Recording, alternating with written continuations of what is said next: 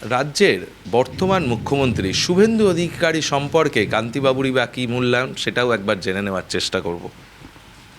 দেখুন, শুভেন্দুবাবু যে রাজনৈতিক দল করছেন এখন, মতাদর্শের সঙ্গে তো আমার বিরোধ আছে, কিন্তু আমার কিছু পার্সোনাল এক্সপিরিয়েন্সও আছে। ধরুন, প্রথম প্রসঙ্গটা যদি বলেন, আজকে গোটা ভারতবর্ষে সবচেয়ে গণতন্ত্রের বিপদ হলো যে দল দ্বারা নির্বাচিত হয় জনগণের প্রতি বিশ্বাসঘাতকতা করে তারা অন্য দলে যায় টাকা পয়সা ব্যবসার স্বার্থে। শুভেন্দুবাবু একটু এক্সেপশনাল দেখলাম। তিনি তৃণমূল করতেন, অনেকগুলি দপ্তরের মন্ত্রী ছিল, তিনি পদত্যাগ করে গণ আন্দোলনের নেতৃত্ব দিয়েছেন। This is the exception. এটা হওয়া উচিত। যিনি জনপ্রতিনিধি হবে, যদি জয়ী হন, তাকে পদত্যাগ করতে হবে, দলত্যাগী হবে, দরকার হলে আবার গিয়ে জনগণের কাছে নির্বাচনে দাঁড়িয়ে তুমি ভোটে জিতে আসো। আর একটা জিনিস হওয়া উচিত, যেটা রাইট টু রিকল। এটা স্বাধীনতা আগে যখন সংবিধান রচনা হয় এই প্রসঙ্গটা ছিল, রাইট টু রিকল। যে জনপ্রতিনিধি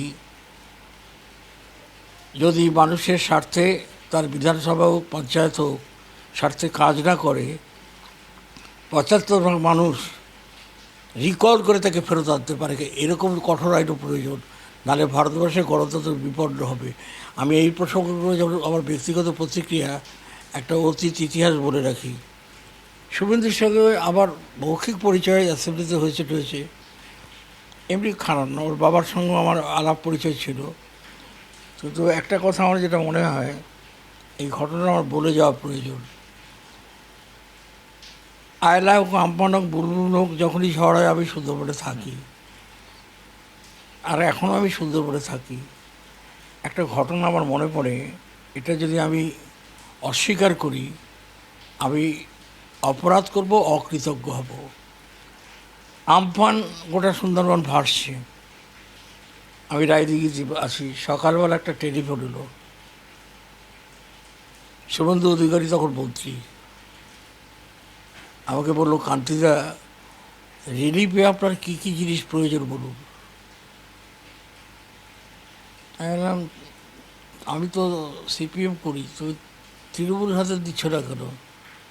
শুভেন্দু হিসেবে একটা কথা বলেছিল আমাকে, খুব, যদি বলো, মানে এটা যদি আজকে না বলে যাই তাহলে অপরাধী হবে।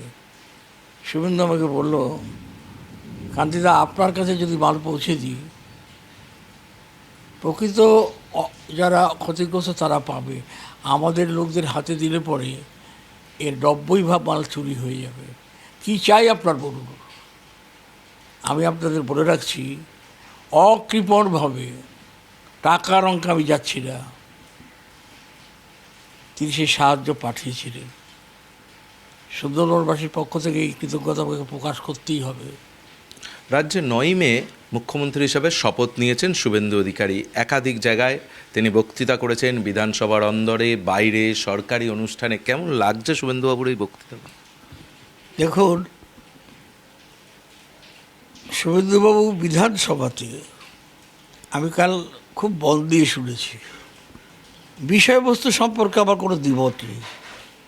রিজার্ভেশন আছে ওই একটা ব্যাপারে, অপপ্রয়োগ যেন না হয়।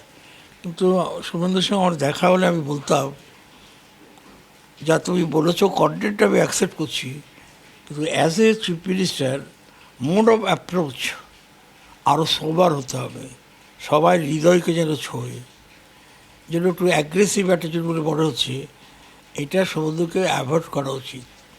কিন্তু যে কর্মতৎপরতা দেখাচ্ছে কদিনে, দেখে ভরসা জাগছে। কতদিন করতে পারবে আমি জানি না, কিন্তু অ্যাপ্রোচের ঢংটা ওর চেঞ্জ করা দরকার, মানুষের হৃদয় যেন ছুঁয়ে যায়, এটা আমার মনে হচ্ছে একটু পাল্টানো দরকার। মানে শরীরী ভাষা, বক্তব্য সব ঠিক আছে। হ্যাঁ হ্যাঁ, বক্তব্য সব ঠিক আছে, কিন্তু মোড অফ অ্যাপ্রোচ সেটা একটু সোবার হওয়া উচিত। আর শুভেন্দু অধিকারী যখনই ঝড় হয় সে সময় সুন্দরবনে কান্তিবাবু তিনি নিজে থাকেন ঝড়ের দিনগুলো, তার পরের দিনগুলোতে যেভাবে তার বারংবার সেই ছবি কিন্তু স্পষ্ট হয়েছে। আর এরকমই একটি সময় শুভেন্দু অধিকারী কিভাবে তাকে ত্রাণের ক্ষেত্রে সাহায্য করেছিলেন সেটাও স্পষ্ট করে জানিয়ে রাখলেন রাজ্যের প্রাক্তন মন্ত্রী, বর্ষিয়ান রাজনীতিবিদ কান্তি গাঙ্গুলি। ক্যামেরায় সমর দাসের সঙ্গে প্রদীপ্ত কান্তি ঘোষ, টিভি 9 বাংলা, কলকাতা।